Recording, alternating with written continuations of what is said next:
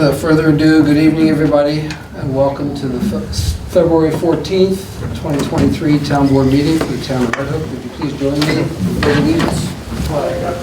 I pledge allegiance to the flag of the United States of America and to the republic for which it stands, one nation, under God, indivisible, with liberty and justice for all. Thank you very much. Very good. Bill? Yep. Show the folks at home what the agenda is. Patrick, it looks like you have it up on the screen. Yes, it's up. Just a little bit. There we go. Okay, so they can see.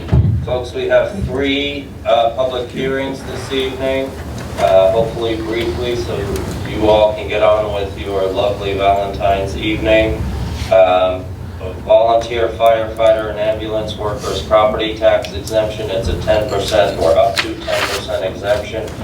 Each taxing entity has to authorize it.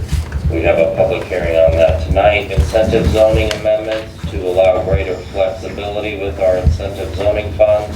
And at 7:50, open space conservation, which articulates a methodology in order to acquire properties where we may seek to not retain 100% of the property. Okay, and without further ado, can we take a quick peek at the supervisor's report, the total balances, please, Patrick? Next page, please. Next page, please. Very good. This is for the period ending January 31st. We started the month with an opening balance of $9,012,000 and change. We had receipts of $602,000.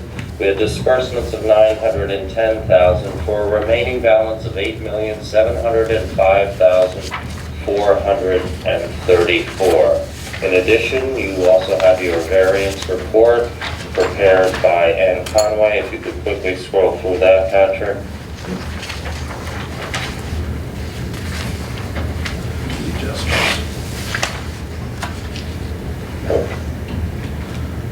Keep going. There's a December and January on the supervisor's report. We have some budget adjustments prepared as well. Are there any questions about that? We have gotten some information about what our growth factor will be for 2023. That's looking pretty good. That'll come in at the end of March. Expect sales taxes to be over our budgeted amount, so that's good news.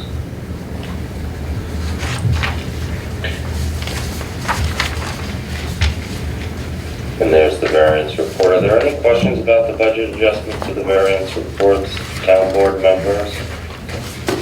If not, I would entertain a motion to approve the budget adjustments and accept the supervisor's report. I second that. Well, you moved it. Oh, I thought you said you made the motion. Entertaining. Oh, entertaining? Well, I will make a motion. Was that a second by Jacob? I'll second.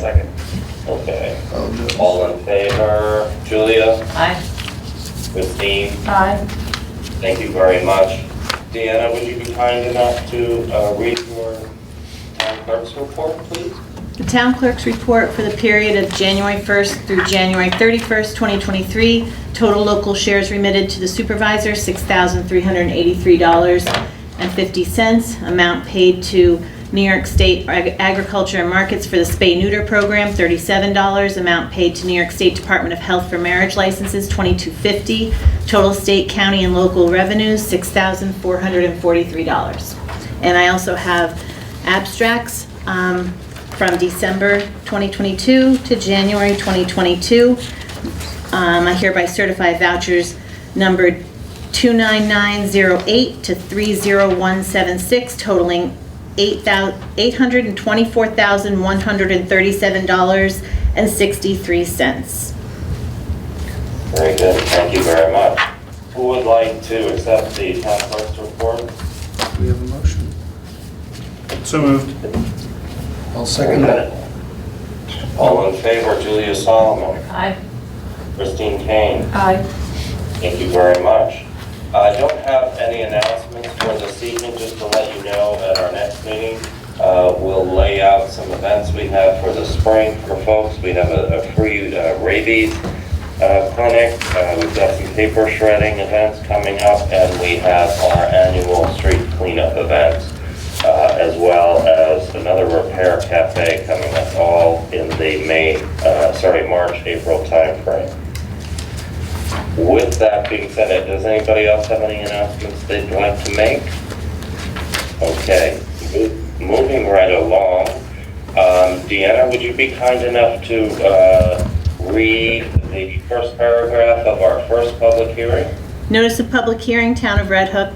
Please take notice that a public hearing will be held by the Town Board of the Town of Red Hook on February 14th, 2023 at 7:35 p.m.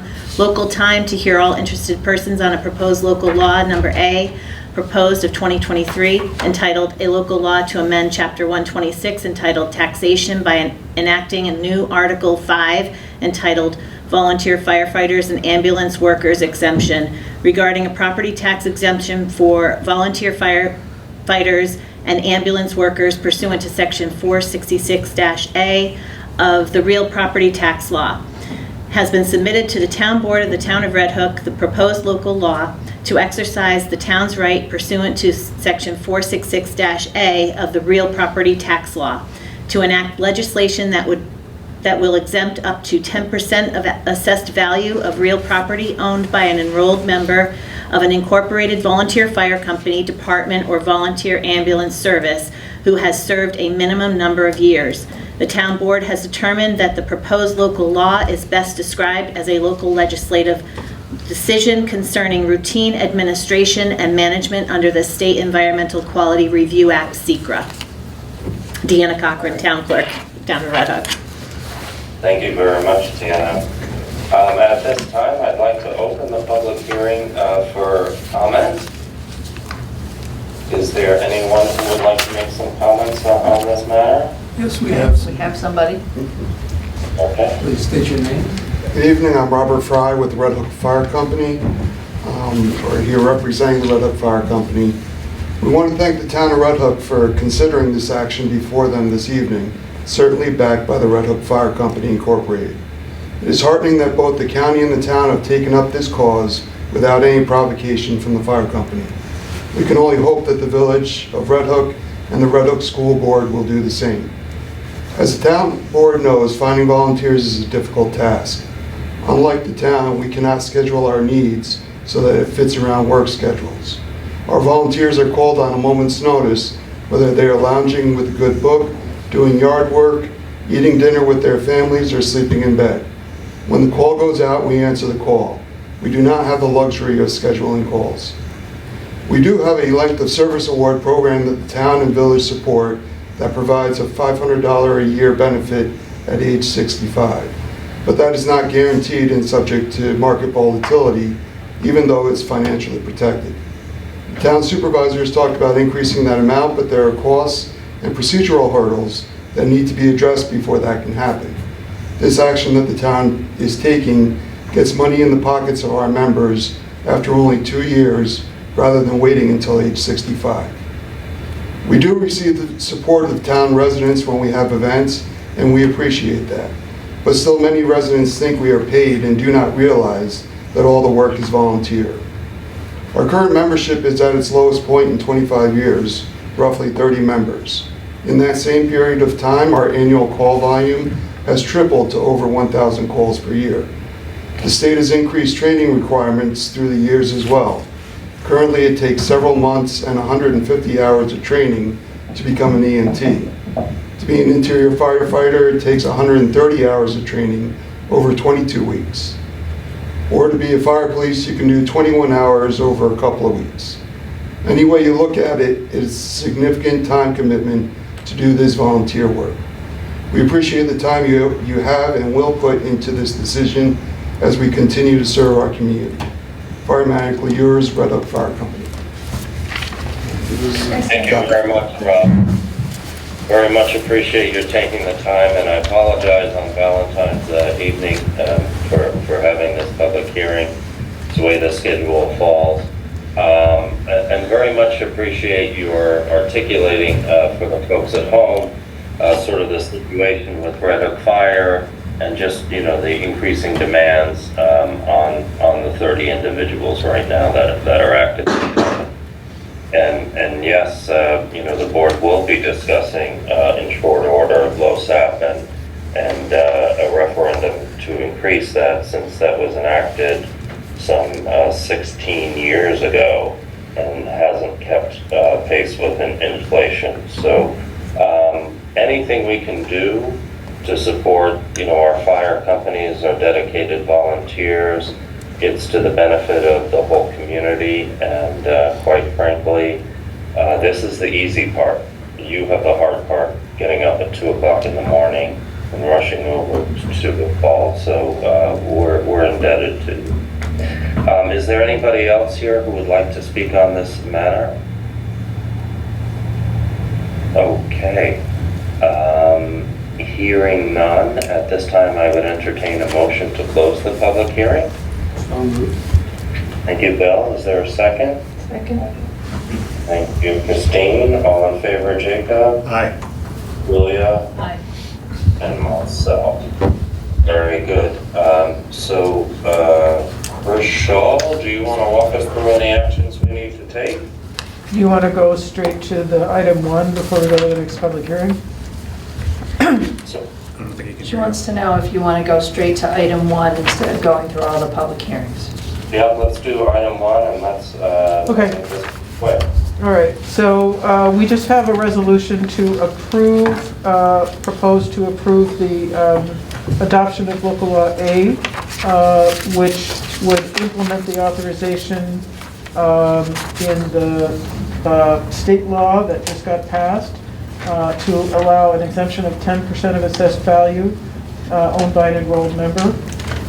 Eligibility for volunteer firefighters and volunteer ambulance workers, primary residents. And so the resolution would be just Number 9, to approve the local laws. Okay, resolution number 9. And Rob, you are still there, I assume. Patrick has some copies for you of the form that would be necessary to submit to the assessor by the March 1st deadline for the volunteers. In addition to that, he's got copies of the income tax credit. Volunteer firefighters can have one or the other. They can't have both, but interestingly enough, if you have 2 volunteers in one household, one can have the income tax credit, which is just $200, by the way, and the other can have the 10% property tax exemption. And as you rightly point out, it's more meaningful if the school, the village, and all the other taxing entities join in, because 10% of the town taxes, for example, is not a huge benefit. Robert, I just have one clarification. Firefighter Fry referred to 2 years as the point at which, you could be eligible for this benefit. I'm quite sure local law says 3 years, and I just wondered if you could explain the rationale for that. Yeah, it was 3 years, and we discussed trying to, for administration purposes, the county, I think, that ordained that 3 years would be the term that they would be looking for, and in order not to create too much confusion for administration and for the fire companies. So for example, one taxing entity, you would have to be for 3 years, another for 2, or for 5. We're hoping that maybe we can have some consistency and have a 3-year minimum period. Does that make sense? Yeah. Very good. I would also note that I think that because one of the requirements of the law is certification of enrolled membership, I know that that's a process that I think you file with the village every year, right? The membership roll every year. So you Right. probably want to just make sure that that gets filed here so that you have it on file for the assessor so that she can refer to the roll, right? Be the same membership roll, you know. Very good. So Rob, before you leave, would you be kind enough to grab those copies from Patrick? He has them already. He's got them already. Very good. Okay, so this is resolution 9, and if it's okay with you folks, I'd like to move this one. Okay. Second. Okay. All in favor? Bill Hamel, Aye. Julia Solomon, Aye. Jacob Testa. Aye. Thank you again, Rob. This is the easy part. Thank you. Thank you. Thank you. All right, have a good evening. Folks, why don't we go right into our second public hearing? And this deals with amendments to the incentive zoning provisions. And Deanna, if you'd be kind enough to read the first paragraph of that public hearing. Notice of public hearing, Town of Red Hook. Please take notice that a public hearing will be held by the Town Board of the Town of Red Hook on February 14th, 2023 at 7:45 PM local time to hear all interested persons on a proposed local law number B proposed of 2023 entitled a local law to amend the zoning law, Chapter 143 of the Town Code of the Town of Red Hook regarding incentive zoning. Has been submitted to the Town Board of the Town of Red Hook, the proposed local law to encourage the use of incentive zoning for the protection of open space and to encourage the development of affordable housing and the location of housing in the TND. The Town Board has classified the action as a Type 1 action and declared its intent to serve as lead agency for the matter. Deanna Cochran, Town Board, Town of Red Hook. Thank you very much, Deanna. At this time, I'd like to open the public hearing. Is there anybody here who would like to speak on this matter? Does not appear there is anybody. Okay. Very good. Well, that being said, I think that we can show as a matter of record that we refer this both to our planning board and to Dutchess County Planning. And we've received responses from both county planning, said it was a matter of local concern. And Chris Scholl, would you be kind enough to walk us through our secret documents? Yes, and I will just note that seeker material relates to number C as well, so I wonder if we want to continue with that public hearing. Why don't we do that? Why don't we open up C at this time? Deanna, would you like to read the first paragraph of public hearing C regarding conservation of open space, please? Please take notice that a public hearing will be held by the Town Board of the Town of Red Hook on February 14th, 2023 at 7:50 PM local time to hear all interested persons on a proposed local law number C proposed of 2023 entitled a local law to enact a new chapter 58 of the Town Code of the Town of Red Hook entitled Conservation of Open Space. Has been submitted to the Town Board of the Town of Red Hook, the proposed local law to provide for the preservation of open space in areas which shall constitute a public purpose for which public funds may be expended or advanced after notice and a public hearing. The Town Board has classified the action as a Type 1 action and declared its intent to serve as lead agency for the matter. Deanna Cochran, Town Board, Town Clerk, Town of Red Hook. No, Town Board. Thank you, Deanna. Something. Very funny. Okay, is there somebody who would like to speak on this matter, please? Okay. It does not sound as if... We did receive some correspondence on these topics from, I believe, the CAC and the Audubon Sustainability Committee. Thank you very much, Julia. Yes, I was going to get to that, and I do appreciate your reminding me, given my state of health. Okay, and if we... Stop there, Patrick, that's what we're going to be doing. Yes. It's after the secret. It's after the secret. Oh, we got The pieces of correspondence. Yeah, they're in the packet. What is on it, yeah. You pass it. It's way in the back, at the end in the packet anyway. Right, I think there were letters of support by the Yes. Sustainability Group and a letter of support by the Conservation Advisory Committee. Okay. Council. It's not.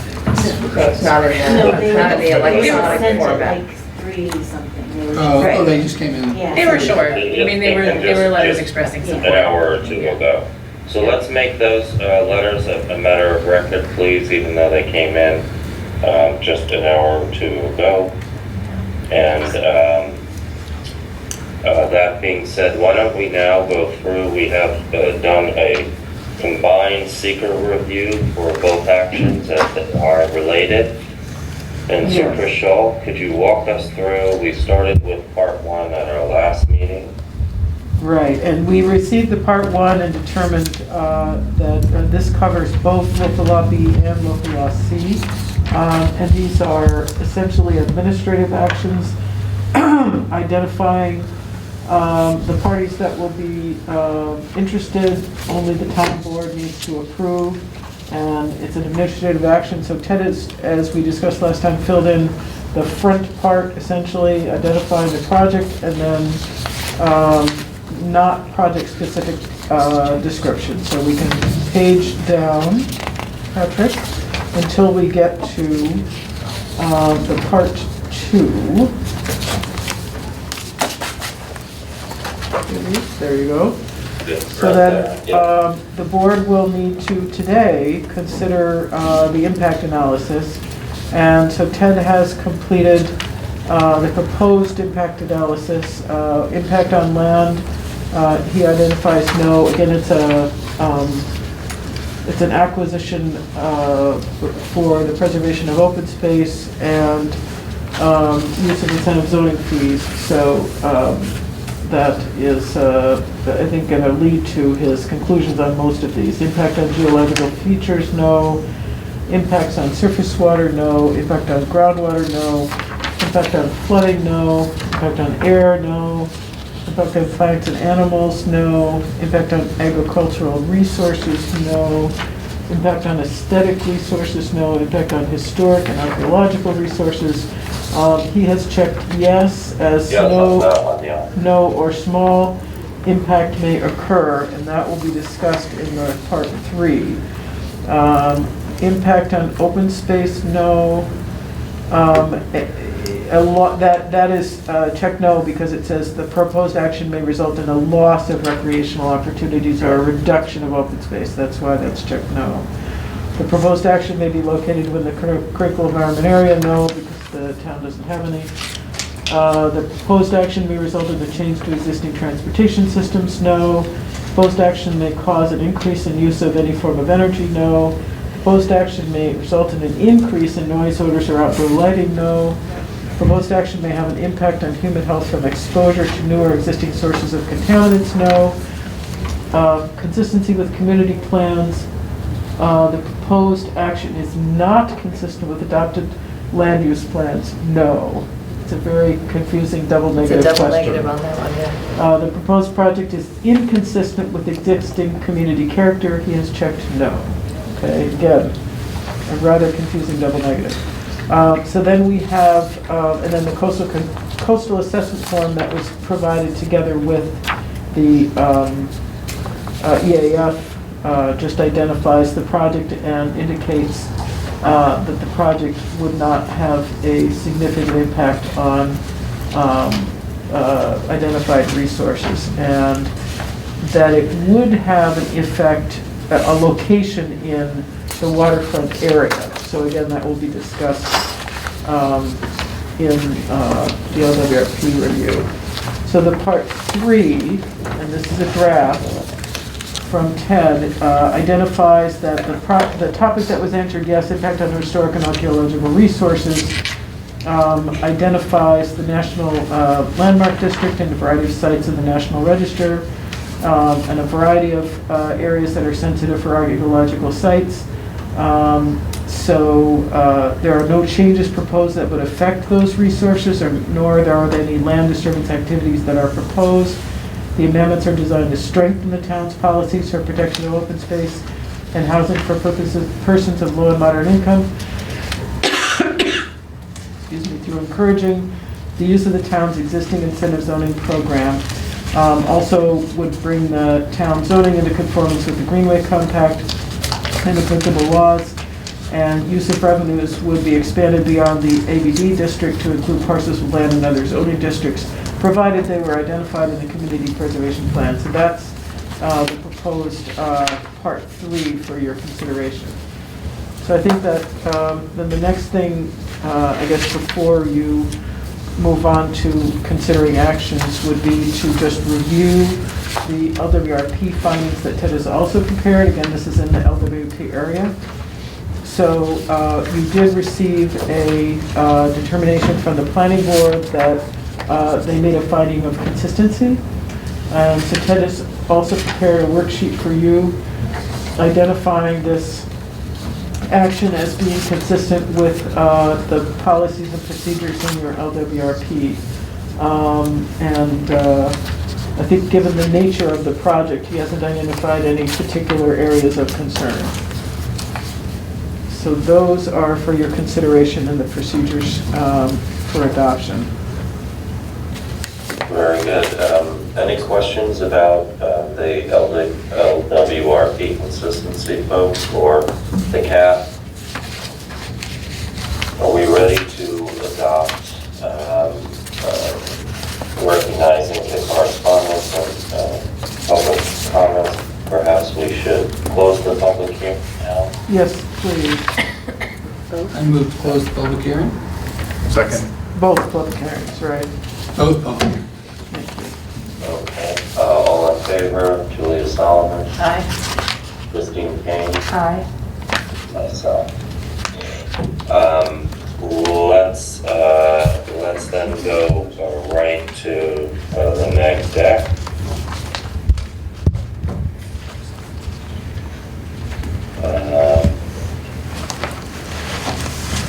Okay, so that's a resolution. Patrick, I don't think we're on that yet. We need to go to adopt the neg deck part 3. Well, there you go. There we go. Okay.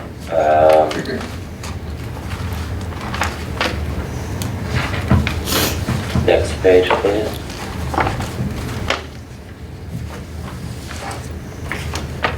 And so, if the board would like to consider an action to approve the negative declaration and the finding that the project as proposed will not have a significant effect on the environment and an EIS would not be prepared. Okay, and do we have a resolution to that effect, or are we doing this by motion? I think we're doing it by motion. I thought we did, but it's not in the package, so. That's okay. So I so move that we to declare that the action will have no adverse effects. Is there a second? Second. Christine Kane is the second. Okay, Christine's the second. Okay, all in favor? Jacob Testa, Aye. Julia Solomon, Aye. Christine King. Well, me. No, go ahead. Aye. And Very good. Okay, we do have on a local law B. before we do that, could I ask you, Mr. Supervisor, to review and adopt your consistency findings? We discussed them, but you should That's take right, that on action. LWRP, so I would so move. Oh, on the consistency, I so Yes. move that we determine that the action is consistent with our local waterfront revitalization plan. I'll second that. Very good. Any further discussion? If not, all in favor, Julia Solomon, Aye. Christine King, Aye. Jacob Testa. Aye.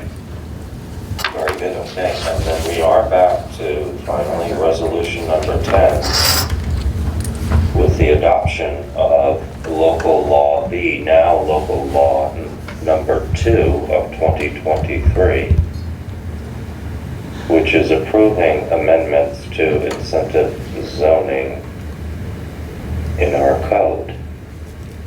And I so move. Is there a second? Second. All in favor, Bill Hamel, Aye. Jacob Testa, Aye. Julia Solomon. Aye. Did we formally close those public hearings? Yes. I want to make sure we got that on the record. Okay, very good. We have resolution number 11 that's in approving local law C proposed, which would now be local law number 3 of 2023. And that is conservation of open space. And I so move. Second. Thank you, Christine. All in favor, Julia Solomon. Aye. Ed Chesler. Aye. Bill Hamel. Aye. Very good, thank you very much. That's all we have on the agenda. We did want to do one thing before we go into executive session. I think Julia and Jacob, you wanted to appoint somebody to chair the housing committee, is that correct? That's correct, yes. So this is a member who's already on the committee. Martin McDowell has agreed to take on the role of chair, and we would like to make that appointment. Okay, and so all chair positions are annual terms. And so this would be for the term ending in 2023. And who would like to make that motion? I will make that motion. And I'll second it. Thank you very much. Okay, all in favor, Christine Kane, Aye. Bill Hamel, Aye. and myself, aye. Thank you very much to all the volunteers and to Mark for stepping up to work on this very important committee. Thanks, Robert. And I'll just add that the committee thinks that they will be ready to make an initial presentation introducing their work to the board sometime in April. Wow, that's terrific. Very good. At this time, that concludes our agenda items for this evening. We do, however, need to entertain a motion to go into executive session to discuss a matter under negotiation that could affect the price. And so, therefore, I would like to wish everybody a good evening. Happy Valentine's Day. I hope you get to spend it with your loved ones. He says being isolated from his. And in fact, I've got my Valentine right here. Anyway, thank you very much, folks, and I hope you stay healthy. At this time, I would entertain a motion to go into executive session as described. Is there a second? Second. All in favor? Jacob Testa, Aye. Lou Solomon, Aye. very good, and myself. Okay. Good night, everyone, and we will see you again on February 22nd. Yeah, we can sit